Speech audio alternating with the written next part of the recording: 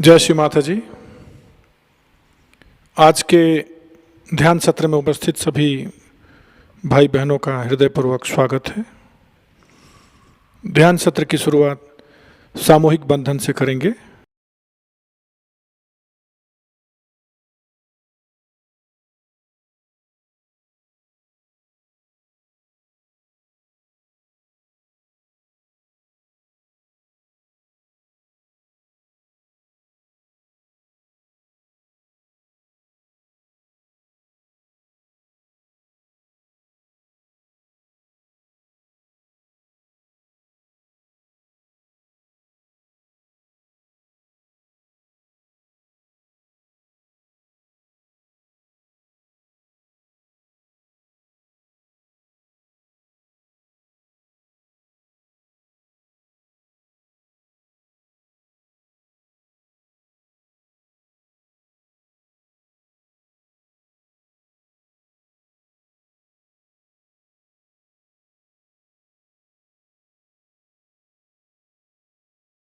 तीन महामंत्र और श्री गणेश मंत्र का उच्चारण करते हैं।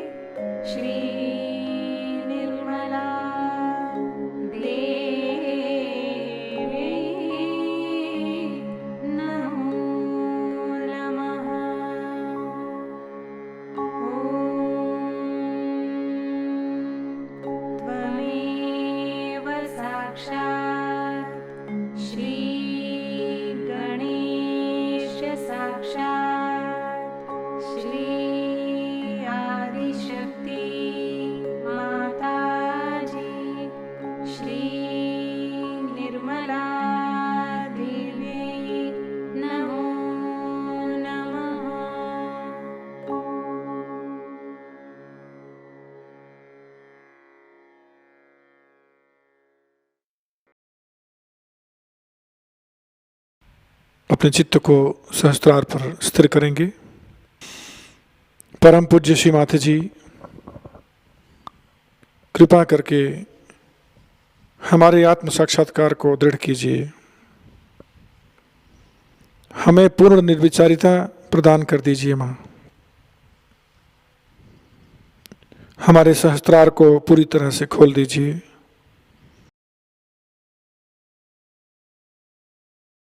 कुछ क्षण इसी ध्यान की अवस्था में बने रहेंगे।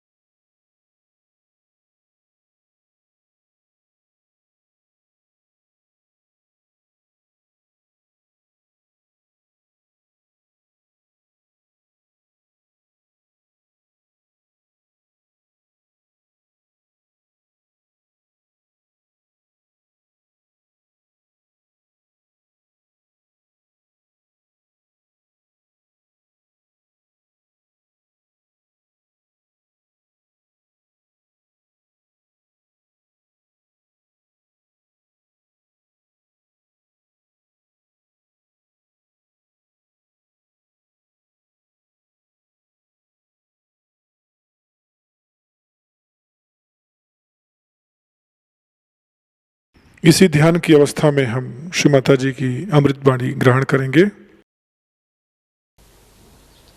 क्या हम स्वयं को प्यार करते हैं? अगर हम स्वयं को प्यार करते हैं तो कितनी बातें उसमें आ जाती हैं कि क्या हम कोई सा भी कार्य करते वक्त अपना अपमान या उपमर्द तो नहीं करते। माने चिढ़ जाना, बिगड़ जाना, नाराज़ हो जाना, जिसके लिए फिर हम दुखी भी हों तो भी जिस वक्त हुआ सो तो उतर गई आपकी इज्जत। दूसरी बात, अगर हम अपने से प्यार करते हैं तो हमारे अंदर एक तरह की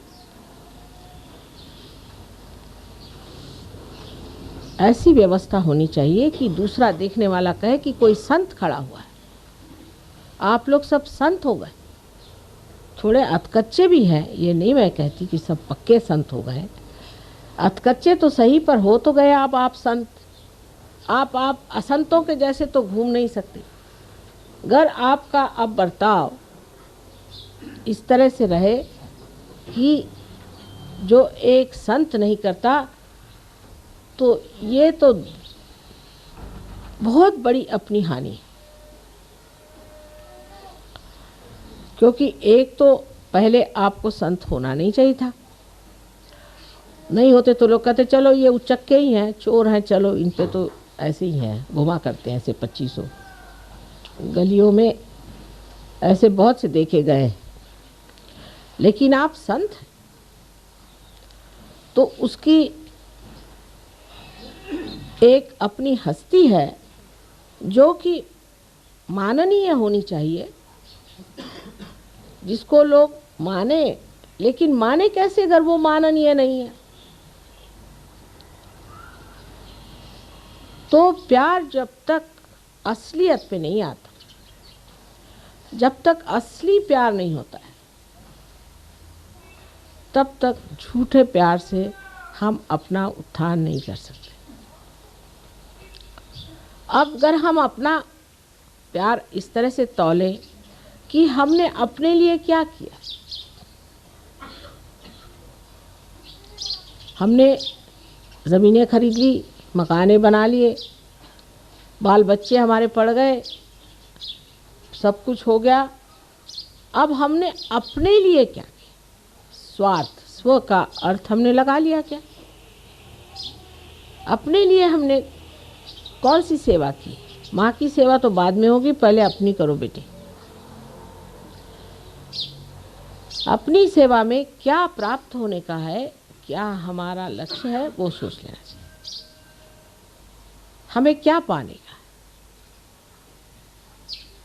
हमें पूर्णतया परमात्मा के साम्राज्य में अधिकार से बैठना है।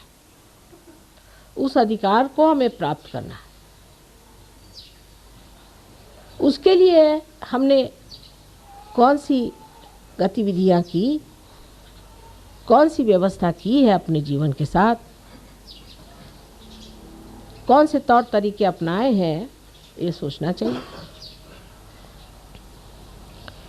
अब सहयोग में कितनी बार बताया गया कि भाई अगर आपको आगे बढ़ना है, इस वृक्ष को ऊपर की ओर चढ़ाना है, तो आपको ध्यान करना चाहिए।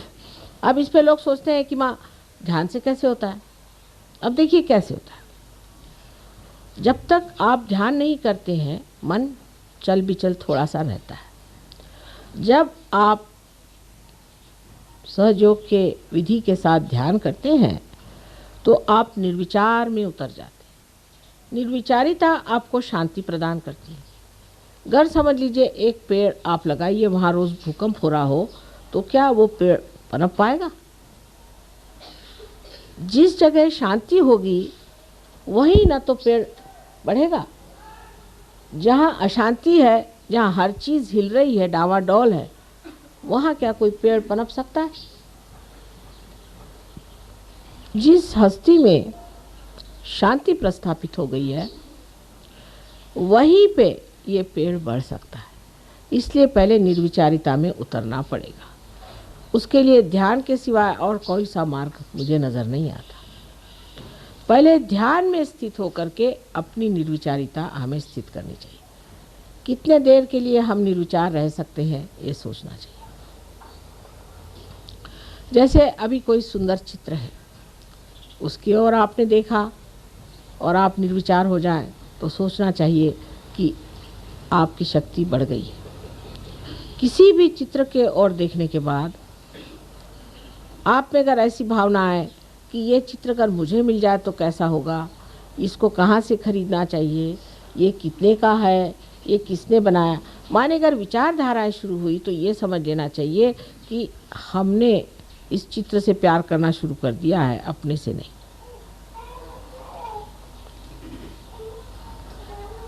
जब तक हम ये कहते रहेंगे कि ये मेरा है, माने वो मैं नहीं हूँ,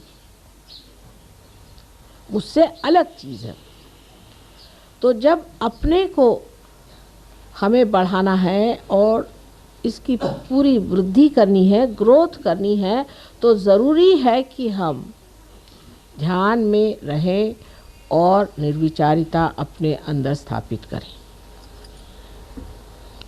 जब तक निर्विचारिता स्थापित नहीं होती है, सहयोग बातचीत ही बातचीत रह जाएगी। जब तक हम अपने से ही प्यार नहीं कर सकते, तो हम दूसरों से क्या प्यार करें। लेकिन प्यार का अर्थ ये नहीं होता है कि अपने से प्यार करने का मतलब ये है कि हमारे बहुत सारे रुपए पैसे इकट्ठे हो जाएं, या हमारे पास 10-12 मोटर गाड़ी हो जाएं और हम बड़े आराम से घूमते फिरते रहें। ये जो लोग पा भी लेते हैं, वो भी आप जानते हैं माँ के पास आते हैं और कहते हैं कि माँ इसका कुछ इलाज करें, हम तो भर पाए, वो भी सुखी नहीं। ज़रा दरवाज़ा बंद कर लीजिए आवाज़।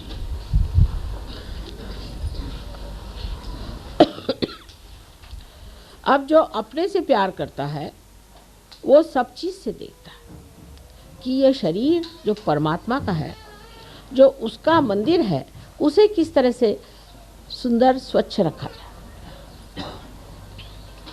इस मामले में भी बड़ी गलत धारणाएं संसार में हैं। जैसे आजकल के मॉडर्न ज़माने में बहुत सी बातें निकल आई कि साहब हर एक आदमी को दुबला होना चाहिए। अब उसके लिए चाहे आपको टीबी हो जाए तो भी आप दुबले हो जाएंगे।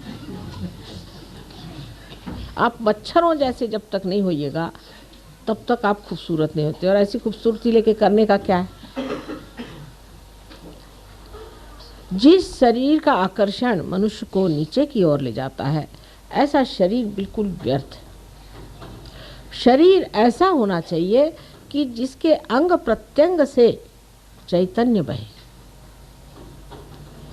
जिस शरीर का अंग प्रत्यंग जितना भी बना हुआ है वो ऐसा हो कि जिससे सबका शुभ हो। ऐसा वो शरीर हो कि जो जहाँ एक बार छू जाए वो चीज़ प्लावित हो जाए और उसमें से चैतन्य बहना शुरू हो जाए। ये शरीर का सौंदर्य जो है यही दैवी सौंदर्य है। और बाह्य के सौंदर्य की ओर दौड़ना और इस तरह की धारणाओं के ऊपर चलना, कभी तो कहते हैं मोटे हो जाओ, कभी कहते हैं दुबले हो जाओ। मोटे और दुबले होना या और तरह से अपने शरीर को चमकाना, इसकी कोई भी सहयोग में खास ज़रूरत होती नहीं। कि लोग बहुत सारे ये सोचते हैं कि 10 बार नहाने से तंदुरुस्ती अच्छी होती है। कोई लोग ये सोचते हैं कि बदन पे हर तरह के लेपन लगाने से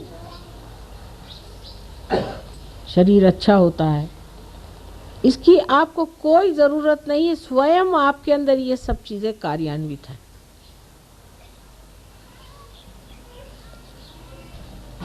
ध्यान ये देना चाहिए, क्या हमारे शरीर की यष्टि ऐसी है कि इसके अंग प्रत्यंग से पवित्रता बहती है। हमारी ओर देखकर लोगों को क्या पवित्रता की भावना आती है कि अपवित्रता की। इसीलिए बहुत बार मैं आपसे कहती हूँ कि जो परंपरागत हमारे अंदर कपड़े आदि का व्यवहार बताया गया है उसे आप इस्तेमाल करें। ये हजारों वर्ष की तपस्या से पाया हुआ एक बड़ा भारी धरोहर हमारे पास है, हेरिटेज है। और उसकी परंपरागत जो चीज़ें हैं उनको संभालने का प्रयत्न। परंपरागत जो कलाएं हैं, परंपरागत जो आभूषण आदि हैं, उसके जो वस्त्र आदि हैं, ये हजारों वर्षों से हमारे देश में परख के पाए हुए हैं। उनको आपको इस्तेमाल करना चाहिए, उसका उपयोग करना चाहिए। लेकिन हम लोग इतने अभिभूत हैं पाश्चिमात्य देशों से कि हम अपनी जो कुछ भी संस्कृति है, संस्कृति जो पवित्र बनी हुई कृतियां हैं, उसको भूल करके बाहर की चीज़ों को अपना लेते। और इसी से हमारे अंदर जो चीज़ अत्यंत महत्वपूर्ण है, जिसे हम आत्मा कहते हैं, उस पे आवरण पड़ जाते हैं। अपने देश की हजारों वस्तुएं ऐसी हैं जो आत्मा को सजाती हैं, दबाती नहीं। लेकिन हमारी दृष्टि बाह्य की ओर जल्दी जाती है। उसकी भी वजह है, मनुष्य होने के नाते दृष्टि बाहर जाती ही है। एक बार आपसे समझाया था मैंने कि ऐसा क्यों होता है। लेकिन जब हम अपनी ओर दृष्टि ले जाना चाहते हैं तो मन ही मन मुस्काते हैं और सोचते हैं कि कितना सुंदर है अंदर, कितना पवित्र है अंदर, कितना आनंदमय है। इसको छोड़ करके हम और क्यों भटक रहे हैं। लेकिन क्योंकि वो प्रांगण हमने अभी तक पाया नहीं, उसको जाना नहीं, इसलिए हम ये कार्य कर रहे हैं। इसीलिए हम अपने को इतना प्यार नहीं कर पाते। ऐसी चीज़ों को प्यार करते हैं जो हमारी आत्मा को धूसर करते, हमें दिखाई न दे। बहुत सी बातें इस तरह की हमारे जीवन में हैं। अब जैसे पाश्चिमात्य लोगों की बातें हैं, अब तो हम रह चुके हैं वहाँ। हम देखते हैं कि इतना बिला वजह वो लोग अपने जीवन को बर्बाद कर रहे हैं, अधोगति में जा रहे हैं, कि इन लोगों के लिए उठाना बहुत ही मुश्किल काम, वो समझाना बहुत ही मुश्किल काम है, क्योंकि इनके अंदर कोई जड़े ही नहीं। जो आए तो जिधर चाहे बहका दे, इधर बहका दे तो इधर बह गए, उधर बहका दे तो उधर बह गए। लेकिन आपकी जड़ें हैं और आप ही लोग उनका उद्धार कर सकते हैं। वो लोग अपना स्वयं उद्धार नहीं कर सकते, उनकी मदद आपको करनी कि अपनी जड़ों को पहचानें। और ये जड़ का जो ज्ञान है, जो सहयोग में निहित है, सहयोग में छिपा हुआ जो ज्ञान है, वो इस जड़ का, ये आप लोग जानिए। तो दूसरी बात ये आ जाती है कि शरीर के साथ आपका ज्ञान भी प्रगल्भ होना चाहिए, वो भी एक संतों जैसा होना चाहिए। पहले संत लोग कोई यूनिवर्सिटी नहीं गए, कॉलेज नहीं गए, पढ़ते नहीं थे, बहुतों को शायद लिखना पढ़ना भी नहीं आता हो, ऐसे भी संत साधु हो गए हो। लेकिन संतों के लक्षण सारे उनमें थे। सबसे बड़ा बेटी आलो सगुणाशी, मैं तो निर्गुण देखने आया था, निराकार देखने आया था, तुम तो सगुण खड़े हुए। ये तो सिर्फ सहयोगी समझ सकते हैं भाषा को। लेकिन क्या हम लोग ऐसा एक दूसरों से कहते हैं? क्या हम ये समझते हैं कि जो निराकार है वो सगुण आप लोगों में बैठा हुआ है, वो साकार होकर के आपके अंदर जागरूक है? क्या ये भावना हमें एक दूसरे के प्रति है? ये श्रद्धा और ये आदर हम लोगों को एक दूसरों के प्रति है? जो एक दर्जी को कुम्हार के प्रति था, वो है। इसमें आप किसी भी पोजीशन के हो, बड़े हो छोटे हो, इससे कोई फ़र्क नहीं पड़ता। गुरु नानक के पास जब नामदेव गए तो उनका बड़ा स्वागत हुआ और उनसे कहा गया कि आप अब कुछ पंजाबी में कविताएं लिखिए। तो आपको आश्चर्य होगा कि नामदेव की किताब इतनी बड़ी है, उसमें से आधी जो है उसमें हिंदी और पंजाबी में कविताएं, और इतने सहूलियत से उन्होंने पंजाबी और हिंदी भाषा में लिखा है। मराठी भाषा और हिंदी भाषा का तो मेल है ही, लेकिन पंजाबी का इतना मेल नहीं बैठता। मैं भी पंजाबी भाषा जानती हूँ और आश्चर्य की बात है कि इतना सुगम और इतना सुंदर लिखा है सारा कुछ कि पढ़ते ही बनता है। पर उनका कितना आदर श्री नानक साहब ने किया कि ग्रंथ साहब में तक उनके सखूबाई, जो कि बर्तन मांजने वाली घर की औरत थी, उसका तक ग्रंथ साहब में उदाहरण है। इससे आप समझ सकते हैं कि संतों की जो मान्यता है वो संत ही कर सकते हैं। और क्या करेंगे? औलिया निज़ामुद्दीन हो गए। आप जानते हैं कि उस वक़्त के सुल्तान ने कहा कि कल तुम मेरे सामने सर नहीं झुकाओगे तो तुम्हारी गर्दन कटा दूंगा मैं कल, और दूसरे दिन उनकी गर्दन कट गई। संतों को पहचानने वाले संत ही होते। तो पहले अपना संतपना जो है वो ठीक होना चाहिए, नहीं तो आप संत को पहचानिएगा कैसे? अगर आपके अंदर वाइब्रेशंस ही नहीं आ रहे हैं, अगर आप निर्विचार ही नहीं हो रहे हैं, जब आपके अंदर सहयोग का कुछ कमल ही नहीं खिला हुआ, आपका हृदय ही जब बंद है, तो आप संतों का मान कैसे करेंगे और आपका भी मान कौन करेगा? सीधा हिसाब।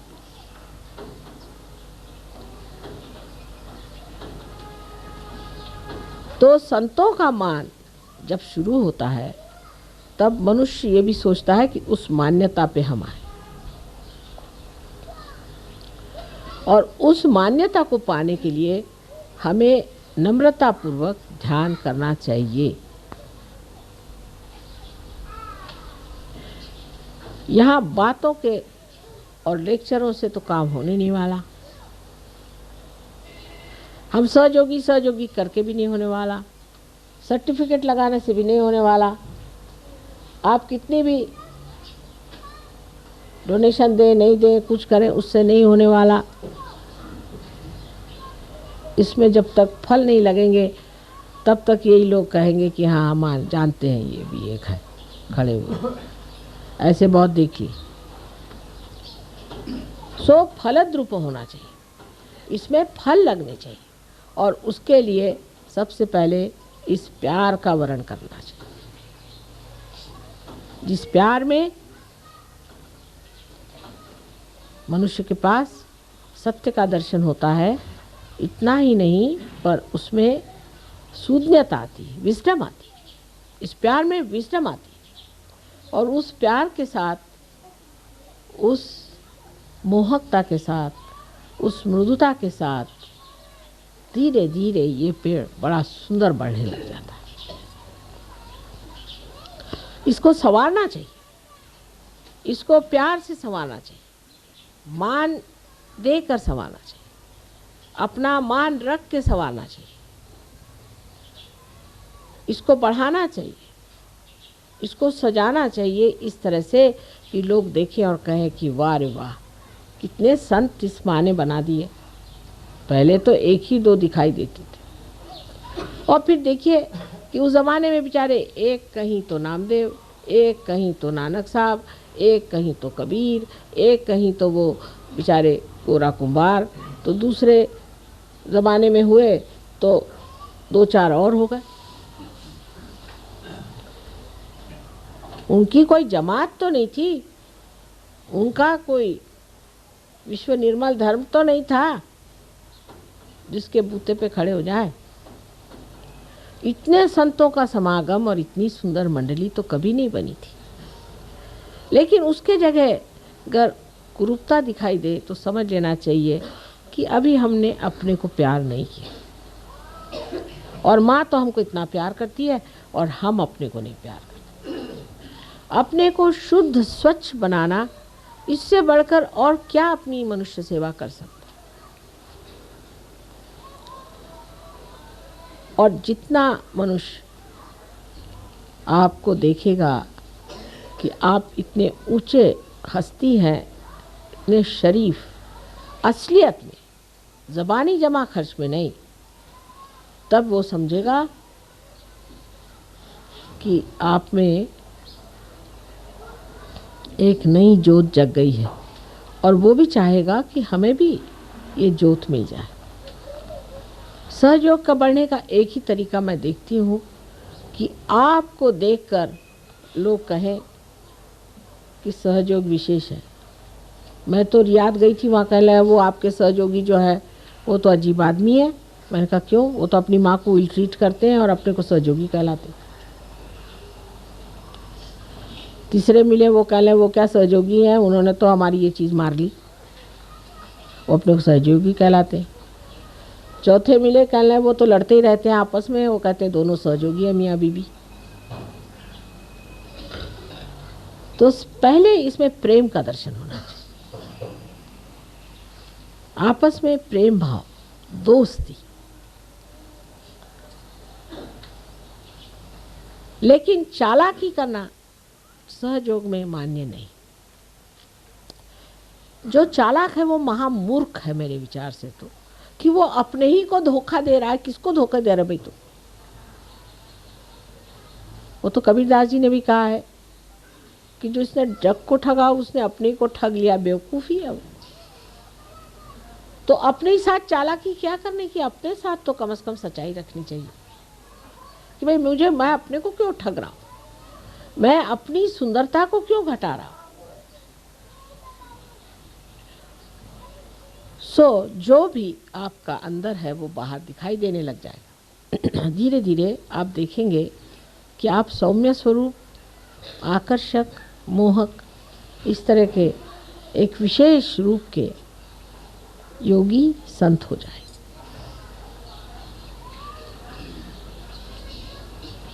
यही मैं दिल्ली वालों से विनती करती हूँ। दिल्ली में सहयोग में जो कुछ भी मैं देखती हूँ वो ये सोचती हूँ कि ये लोग अपने से प्यार नहीं करते। एक तो सरकारी यहाँ जो असर है कि सरकार से आगे भी एक बड़ी भारी सरकार बैठी हुई है और वो सरकार प्यार से चलती, विश्वास से, आनंद से चलती। उस सरकार में हमें खड़ा होना है, इस भावना को दृढ़ करना है और अपने प्रति पूर्ण विश्वास रखना है कि हम होंगे, यही करें। जब तक आप लोग इस दशा में नहीं पहुंचेंगे, आप इस देश का भी कुछ कल्याण नहीं कर सकते। अपने घर वालों का भी कोई कल्याण नहीं कर सकते, किसी का भी नहीं कर सकते। अगर आप ही के पाँव जमे नहीं हैं ज़मीन पर तो आप किसको बचा सकते हैं बताइए। आप खुद ही डामाडोल खड़े हुए हैं तो जिसके साथ 2-4 और आ जाएंगे तो आप डूब जाइएगा। और यही होता है। इसीलिए हम देखते हैं कि आसुरी विद्या आदमी जल्दी पकड़ता है और शुद्ध विद्या कठिनाई से पकड़ता है। हमें आप मानते हैं सो तो ठीक है, मानना तो है ही, क्या करें आप।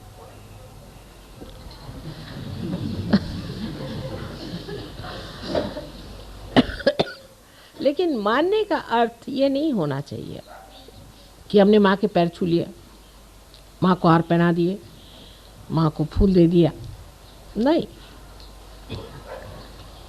मेरे गले के हार बनना चाहिए आपको बनना चाहिए, हार को नहीं। आप मेरे गले के हार बनिए, आप मेरी शोभा बने, तब मैं कहूँ कि आप मुझे मानते। कि दुनिया कहे कि हाँ भाई तुम्हारे एक सहयोगी मिले थे, उनको देखकर हम समझ गए कि कोई विशेष बात है, ऐसे हो नहीं सकता। जैसे हमारे पति ये सोचते थे शुरू से ही कि तुम तो हो अवलिया, तुम्हारे जैसा और कोई हो नहीं सकता। वो ये विश्वास पूर्ण उनको था, कभी हो ही नहीं सकता, तुम कुछ कर लो, सर मार लो, कभी नहीं हो सकता। और जो जैसे हैं वैसे रहेंगे, कोई बदल नहीं सकता। लेकिन जब उन्होंने देखा कि इतने लोग बदल गए तो कहले भाई अब मैं ऐसे बेईमानी नहीं हो सकती, बस अब तो मानना ही पड़ेगा कि कुछ तुमने कर दिया। कुछ किया नहीं, आपके अंदर जो हीरा था वही आपके सामने ला के रख दिया कि बेटे तुम ये हीरा हो, ये देख, इस हीरे की चमक में तुम आ जाओ। और तो कुछ किया ही नहीं। और जब वो हीरा सामने आया तो लोग भी तो देख के हैरान हो जाते कि साहब ये क्या थे और आज क्या हो गए। पहले तो कंकड़ पत्थर के बराबर भी नहीं थे, आज हीरा बन के माँ के मुकुट में चमक रहे हैं। सारा वातावरण, सारी सृष्टि, पंच महाभूत सारे आपके चरणों में खड़े हुए हैं, मैं आपसे बता। लेकिन आपको अपने से प्यार करना सीखना होगा। अब हमारे प्यार की बात ऐसी है कि हमने आपको हमारे शरीर में ही स्थान दे दिया। आपको आश्चर्य होगा कि अगर आप कोई गलत काम करते हैं तो मेरा शरीर दुखता है। ये शरीर इतना अजीब है कि प्यार में इसने सबको अंदर ही समेट लिया है। अभी एक बच्चा जो कि पार बच्चा है, लंदन में सीढ़ी पे से गिरा और उसको बुरी तरह की चोट और उसका ब्रेन बिल्कुल फट गया और उसका जो सेरिब्रोस्पाइनल फ्लूइड था वो अजीब तरह से खून से भर गया। और मेरी हालत ऐसी ख़राब गई, मेरे समझ नहीं आ रहा था कि ऐसा कौन होगा जिसको इतनी तकलीफ़ हो गई हो।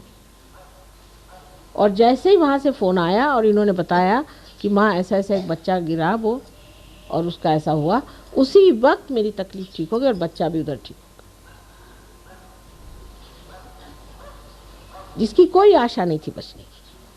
अब इससे आप समझ लीजिए कि माँ ने आपको कितना प्यार किया। जैसे भी आप हैं, आपको अपने शरीर में ले लिया। थोड़ी तकलीफ ही होगी ना, कोई हर्ज नहीं, पर मेरे शरीर में लेने से आपकी रक्षा तो होती ही रहेगी और आपका संगोपन हो जाएगा और पूरी तरह से आपको हम प्लावित कर सकेंगे, नरिश कर सकेंगे। जैसे कि माँ अपने पेट में बच्चे को रख लेती है, गर्भ में रख के, और उसको कितने प्यार से रखती है, इसी तरह से हमने आपको हमारे शरीर में संचारित कर लिया। जो अपने को सहयोगी समझता है उसको समझना चाहिए कि मेरा स्थान माँ के सिर्फ हृदय में नहीं है, लेकिन उसके शरीर में बहने वाले खून में, और सारे शरीर भर मैं दौड़ रहा हूँ। तो मुझे कैसा होना चाहिए जिससे मेरी माँ को तकलीफ़ न हो, और अगर मुझे तकलीफ़ नहीं हुई तो सारे संसार की भी तकलीफ़ दूर हो जाएगी। ऐसी भावना करके आप अपने से प्यार करिए। फिर दूसरों से तो अपने ही आप प्यार हो जाएगा, उसको कहने की ज़रूरत नहीं। पहले अपने से प्यार करिए। जो भी कार्य करते हैं वो एक डिग्निफाइड तरीके से अपने को एक उच्छृंखल फ्रिवलस लोगों जैसे या किसी ढोंगी हिपोक्रिट जैसे कोई सा भी कार्य नहीं होना। बहुत से लोग हैं वो बहुत बन के ऐसे दिखाते हैं जैसे कि बहुत बड़े सहयोगी हैं, लेकिन कुंडलिनी तो वहीं पे जमी हुई है। कुछ लोग हैं बकबकते रहते हैं। सहयोग के बारे में आपने क्या जाना, जो ज्ञान प्रगल्भ होना है। सो मैंने ऐसा सोचा है कि यहाँ पर एक क्लास होना चाहिए जिसमें औरतें भी और आदमी भी समझे कि सहयोग क्या है, इसका ज्ञान क्या है, इसके चक्रों को जानना। बहुत से लोग मैंने देखा एडवेंट खरीदते हैं जैसे कोई धर्म पुस्तक हो, और ख़रीद के उस पर सुंदर मखमल का वो चढ़ा के उसकी रोज़ पूजा करते। अब अखंड जैसे वो होता है रामायण पाठ, या वो अखंड और क्या होता है आपका ग्रंथ साहब, ऐसे वो अखंड ना करें, इतना ही मैं मांगती हूँ। क्योंकि पढ़े जा रहे हैं, एक उंगली रखी फिर दूसरा उसने उंगली रखी फिर वो पढ़ते जा रहा, खोपड़ी में कुछ भी नहीं जा रहा। जानना चाहिए कि सहयोग क्या है। आप लोगों को खड़ा होना चाहिए। आप सबको मेरे जैसे भाषण देना आना चाहिए, मेरे जैसे समझाना आना चाहिए। सहयोग क्या है, एक शिक्षा है, इसे सीखना चाहिए। अभ्यास, जो कि श्री कृष्ण ने कहा कि अभ्यास है, अभ्यास करना। चीज़ क्या है, सहयोगी हम हैं, अब हम सहयोगी हो गए। लोग कहेंगे भाई ये क्या होता है, अब पता नहीं, कुछ तो होता ही है।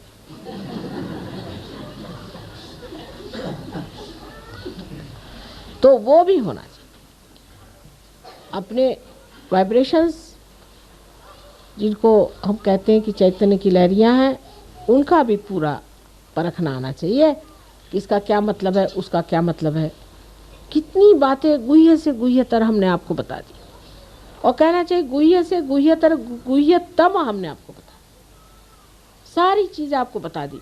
लेकिन हम लोग उसे जानना ही नहीं चाहेंगे। तो क्या हमारा लेक्चर सुना, ध्यान लगा लिए, बस हो गया? ऐसे थोड़ी, खोपड़ी में जाना चाहिए, उसका रिकॉर्डिंग होना चाहिए। इतना ही नहीं कि उसको फिर से बताना आना चाहिए, तभी वो ज्ञान हुआ। तो सिर्फ ये कि आपका पार होना ही सब कुछ नहीं। अब जो बड़े बड़े साधु संत हो गए, उन्होंने तो ये सब कुछ इतना जाना भी नहीं था बेचारों। अगर जानते होते तो वो भी आपके जैसे जागृति देते रहते। लेकिन अनेक जीवन जो उनके बीते, जिसमें उन्होंने जो कुछ भी सुकृत किया था, जिसके बूते पर वो इतने बड़े संत पद में पैदा हुए, वो सब पूर्व जन्म का पाया हुआ जो कुछ भी है, हजारों वर्षों का ज्ञान, वो उनके आगे स्पष्ट हो गया। लेकिन आपके लिए तो एक ही जन्म में सब कुछ हमने बता दिया। आपको कोई मेहनत भी करनी नहीं पड़ी, ना इतने जन्म जन्मांतर की सुकृत चाहिए, कुछ नहीं चाहिए। ये तो ऐसा ही हुआ कि एक पैसा बैंक में डाल के हजारों रुपए आप ले लीजिए। समझ लीजिए इस बात। उनका जो ज्ञान है वो अनेक जन्म की तपस्या से पाया हो। बड़े बड़े ऋषि मुनि साधु संत जो हुए हैं, वो पहले ज़माने में बड़े मनन करने वाले दृष्टा ऐसे होकर के सर्वसाधारण साधु के रूप में पैदा हुए थे, संतों के रूप में, कि सर्वजन समाज समुदाय से बातचीत कर सके। लेकिन हम तो सर्वसामान्य जन समुदाय हैं, सुकृत भी हमारा थोड़ा बहुत होगा ही। तो अब एक ही जन्म में अगर आप सब कुछ जान सकते हैं, सुकृत की भी ज़रूरत नहीं। लोग पूछते भी हैं, उनमें से एक बड़े भारी साधु मुझे कहने लगे कि माँ हमने तो हजारों वर्ष तपस्या करने पे सब पाया, आपने इनको 1 मिनट में क्यों दे दिया? तो हमने कहा भी देखो हमारी मर्जी है, मर्जी में आ गया हो गया, हम क्या करें, मर्जी की बात। तुम क्यों जलते हो?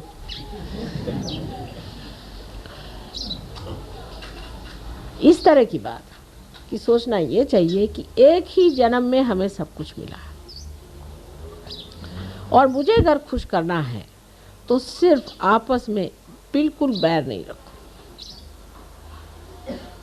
ये बैर या तो अहंकार से आता है या प्रति अहंकार जिसे हम मन कहते हैं उससे आता है। दोनों से परे आत्मा के सन्निध जा करके सबसे शांतिपूर्वक रहे। अब जैसे कि मद्रास में हमने देखा कि 2 आदमियों का सम्मेलन करके अगर लीडरशिप बनाई जाए तो काम चलती, क्योंकि यहाँ पंजाबी लोग बहुत हैं, पंजाबी भाषा जानने वाले और अंग्रेज़ी जानने वाले हैं। और इस ख्याल से हमने सोचा है कि डॉक्टर तलवार और पहले से ही अपने पास में वेणुगोपालन जी हैं, इन दोनों को मिला करके 2 पहिए की गाड़ी चला के देखें दिल्ली में। हो सकता है बाद में 4 पहिए की भी चलानी पड़ जाए, और नहीं तो बगैर पहिए की भी चल सकती है। जिस दिन बगैर पहिए की चलेगी उस दिन असली गाड़ी बन गई। लेकिन फिलहाल इस तरह से चल रहा है, और अपनी मर्यादाओं में अपनी समझ में रहना चाहिए। जो मर्यादा से रहित है वो कार्य नहीं करता। हमको देखना चाहिए हम अपनी मर्यादा में है या नहीं। अब जैसे हमने एक कहा है कि औरतों को एडमिनिस्ट्रेशन में जाना नहीं चाहिए, क्योंकि हम शक्ति हैं। समझ लीजिए ये पंखा है, ये चलता है शक्ति पर। अब अगर शक्ति पंखा होना चाहे तो क्या गड़बड़ हो जाएगा बताइए? ठीक है, औरतें औरतों का एडमिनिस्ट्रेशन करें, उसमें हर्ज नहीं, पर जब औरत अपना स्थान छोड़कर मर्यादा छोड़ देती है तो गड़बड़ हो जाता है, और जब आदमी अपनी मर्यादाएं छोड़ देता है तो गड़बड़ हो जाता है। अपनी अपनी जैसी प्रवृत्ति और अपना जैसा शरीर और जो निसर्ग ने बनाई हुई चीज़ है उसका अवमान नहीं करना चाहिए। लेकिन इसका मतलब नहीं कि आप सर पर चढ़ जाएं। ये अपने देश की संस्कृति नहीं। अपने देश में स्त्री को तो यत्र नार्या पूज्यन्ते तत्र रमन्ते देवता का, जहाँ स्त्री पूजी जाती है, जो घर की देवी है, उसको मारने पीटने से वो क्या आपको आशीर्वाद देगी? उसको देवी स्वरूप पूजा जाएगा और उसको पूजनीय भी होना पड़ेगा। तो पंखे का काम शक्ति नहीं कर सकती और शक्ति का काम पंखा नहीं कर सकती। शक्ति को अपने जगह अपने इस गौरव में खड़ा होना चाहिए। आदमियों को ठीक है, पंखा जैसे हिलता है ऐसे हिलने दीजिए, दौड़ने दीजिए, मेहनत करने दीजिए। आप लोग बस खर्चा करिए, ये जो कमाए उसको खर्चा करने में आपको कोई हर्ज नहीं। लेकिन औरतों के जो एक आजकल बीमारी पर चल पड़ी है कि आदमियों की बराबरी करना। साहब, आप लोगों का दिमाग खराब है, इसलिए आराम से बैठिए। और दूसरा ये कि बराबरी भी जब करनी है तो ये जानना चाहिए कि हम स्त्री स्वरूप, स्त्री का काम है प्यार बढ़ाना, शांति बढ़ाना, सुख देना, आनंद देना। ये शक्तियाँ लेकर के अगर आप करना चाहे कोई सा भी काम, तो आपने अपनी जो हस्ती है, अपना जो व्यक्तित्व है, उसको नहीं मिटाया, लेकिन उसका प्रकाश सारे समाज में फैलाया। और अगर हमारे जैसे आपके पास शक्तियाँ आ जाए तो फिर क्या कहने, फिर तो आप ऐसे ही बैठे बैठे सब कर लेंगे। माने ये कि अब हमको अगर कोई चीज़ पसंद नहीं तो हम किसी से झगड़ा नहीं करते, ऐसा इंतज़ाम कर देते कि वो चीज़ होती ही नहीं अपने आप। तो या तो ऐसी शक्तियाँ आप लोग पा लीजिए, पर शुद्ध शक्ति में रहना चाहिए। अगर आप थोड़ी देर आदमी बन जाए, थोड़ी देर औरत बन जाए तो नहीं होगा। औरत की अपनी शक्ति में आप रहें, जैसे हमारे यहाँ सती की शक्ति मानी जाती है, तब फिर देखिए बैठे बिठाए आप सबको घुमा सकती हैं। उसके गौरव में खड़ा होना चाहिए। हमारे यहाँ सती की शक्ति यति से भी ऊंची मानी जाती थी। श्री कृष्ण की भी मूर्ति जो थी वो भी एक सती से कम ही मानी जाती थी। उन्होंने कहा था कि जिस वक़्त उनको शाप हुआ कि आपकी मृत्यु सारे यदुवंश की भी मृत्यु हो जाएगी, तो उन्होंने सर आँखों पे वो शाप ले लिया, क्योंकि एक सती से आया। मंदोदरी के एक कंकण के आगे श्री राम के बाण तक वापस आ जाते। ये स्त्री की शक्ति, जैसे धरा है पृथ्वी, ये स्त्री है। ये सारा संसार का पाप अपने अंदर समाने की शक्ति रखती है, और उसके अंदर से सुंदर फल फूल आदि जो ऋतंभरा प्रज्ञा है सारी इस पृथ्वी से। आप ये कभी नहीं कह सकते पृथ्वी में शक्ति नहीं, कितनी शक्तिशाली चीज़ है। और जब इसका विस्फोट होता है तो हजारों को ठिकाने लगा सकते। इसी तरह स्त्री की शक्ति भी एक धरा जैसी, शांत गंभीर, सबको उठाने वाली एक बड़ी भारी चीज़ है।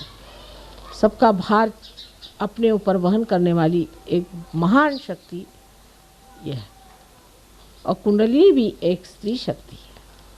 कुंडलिनी के सिवा आपका उत्थान नहीं हो सकता। इसलिए कोई स्त्री होने से नीची ऊंची कभी नहीं हो जाती है, किंतु उसका अपना एक स्वरूप है, आपका एक स्वरूप है। और दोनों चीज़ों का जो आदमी पूरी तरह से मान रखता है और समझ में मर्यादा में रहता है, वो स्त्री हो चाहे पुरुष हो, उच्च से उच्च स्थिति में पहुंच जाता है। कहिए कि जैसे कि आप देखते हैं जीसस क्राइस्ट के लाइफ में उनकी शक्ति उनकी माँ थी, जो कि महालक्ष्मी शक्ति। महालक्ष्मी शक्ति कितनी ज़बरदस्त शक्ति। लेकिन जब उनका लड़का क्रूस पे चढ़ाया गया उन्हीं के कहने से, तो जिस तरह से उन्होंने बर्दाश्त किया, पूरी शक्ति होते हुए भी आप अपने लड़के को इस तरह से क्रूस पर चढ़ने दें, क्योंकि एक नाटक पूरा करना था, ये महान शक्ति की बात। अगर आपके अंदर शक्ति नहीं है तो ठीक है, निर्बल का क्या। लेकिन जो इतनी बलवती शक्ति होने पर भी उन्होंने ये सारा नाटक पूरा होने दिया, क्योंकि होने का था, ये महान शक्ति। इतिहास में शिवाजी की माँ का उदाहरण दिया जाता है कि एक लड़का जो शिवाजी, जिसको उन्होंने इतना पनपाया, इतना बड़ा किया, उसका इतना ऊंचे स्थान पे पहुंचाया, वो हर समय अपने लड़के को भी जिस तरह से शहीद बनाने पे तुली रहती। इस वक्त सिंहगढ़ को जीतना था, उनके पास एक चिट्ठी आई, वहाँ से कमल कुमारी नाम की लड़की थी, उसने एक चिट्ठी भेजी कि मेरे आप भाई हैं और मुझे बचाइए, नहीं तो मेरी इज्जत चली जाएगी। और उनके माँ के पास ये चिट्ठी आई, तो माँ ने शिवाजी को लिखा कि अगर आप खाना खा रहे हो तो हाथ धोने यहाँ चले आए। उनकी माँ तो तलवार लेके गई नहीं थी, वहाँ चले आए। तो उन्होंने कहा कि कल तक ये किला आपको जीतना होगा, तैयार? कल तक इस किले को जीतना है आपको, और वहाँ से अपनी बहन को छुड़ाना है। तो उस वक्त में वहाँ तानाजी आए थे। तानाजी ने कहा कि भाई तानाजी तो बहुत आ जाएंगे, शिवाजी नहीं आ सकते, तो मैं जाता हूँ। और ऐसी ऐसी उस वक्त उन लोगों ने बातें की कि सुन के आश्चर्य लगता है कि सहज में ही स्पॉन्टेनियसली ऐसी वीरश्रीपूर्ण बातें हैं कि सुन के लगता है कि इस देश में ऐसे गौरवपूर्ण लोग हैं। लेकिन उनकी माँ उसके पीछे में थी, उनकी शक्ति उनकी माँ थी। शिवाजी की शक्ति उनकी माँ थी। और हर आदमी जो ऊंचा उठता है उसके पीछे में उसकी स्त्री शक्ति ही होती। उसमें जब तक स्त्री अपने को गौरव न मानेगी तो वो बिल्कुल विद्रूप हो जाती है।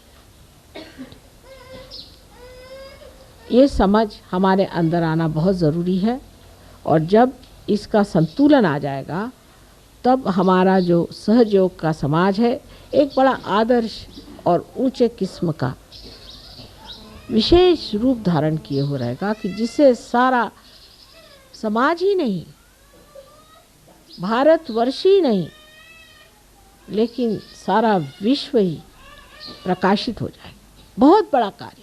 इससे आप अपने को इस गौरव के योग्य बनाइए कि सारे दुनिया में ऐसा कार्य आज तक हुआ नहीं, किसी युग में ऐसा नहीं हुआ। इतना विशेष कार्य आप कर रहे हैं, इतना महान कार्य में आप जुटे हुए हैं और इस महान कार्य को करने के लिए जो कुछ करना है वो भी महान है और उसके गौरव के लिए आप लोगों को पूरी तरह से सज्ज होना चाहिए। ये नहीं कि इसमें आफत है, कैसे करें, ध्यान कैसे करें, ऐसे छुटपुट्टे लोगों के लिए सहयोग नहीं है। एरिया गबाड़्याचे कामनो है उनका दिया, ऐसे रद्दी लोगों के लिए ये काम नहीं। रामदास स्वामी ने तो साफ कह दिया, त्याला पाहिजे जातीचे, इसके लिए चाहिए एक विशेष लोग। अगर ये आपके अंदर नहीं है तो हमें नमस्कार और आपको भी नमस्कार। जब गांधी जी ने लड़ाई लड़ी थी तो लोगों ने कितना त्याग किया था। हमारी फैमिली में हम देखते हैं कि सब चीज़ इन लोगों ने त्याग दी। फादर हमारे जेल में, मदर हमारे जेल में, इतने सारे बच्चे घर में, हम 7 साल की उम्र में चाबी लेके घूमते थे। लेकिन सहयोग के लिए कोई भी त्याग नहीं करने को तैयार। बुद्धि त्याग देते हैं पर और कुछ नहीं त्यागने को तैयार। त्याग माने क्या त्याग है, इसमें कौन सा त्याग है? सब तरह का आशीर्वाद ही आशीर्वाद है।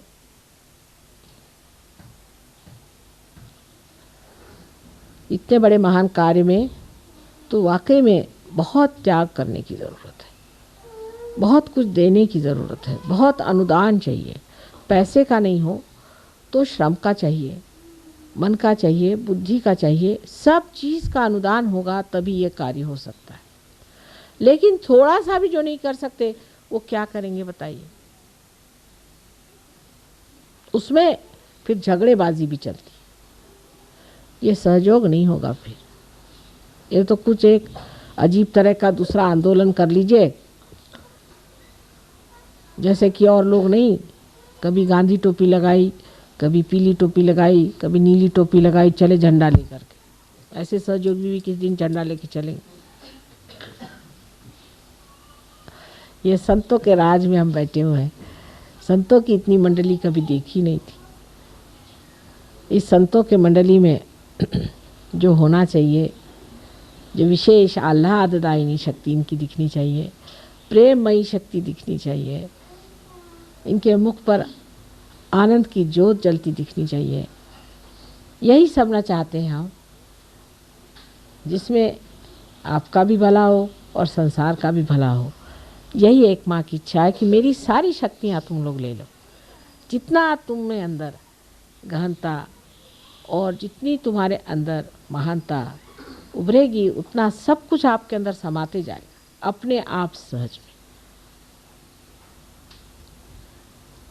सो एक माँ की जो एक छोटी सी इच्छा है कि जो कुछ हमारा है सब आप प्राप्त करें। कुछ भी आपसे छिपा के नहीं रखा गया, कोई सा भी ज्ञान छिपा के नहीं रखा। धीरे धीरे सब बता दिया है और धीरे धीरे और बता देंगे। लेकिन आज कम से कम इतना तो आपको तय करना चाहिए कि माँ, हम रोज़ ध्यान करके अपनी प्रगति करेंगे। रोज़ हम ध्यान करेंगे, इतना समय तो देना ही पड़ेगा। इतना अगर आप हमें आज वचन दे दें तो हम सोचें कि आपने हमें हजारों फूलों से भर दिया।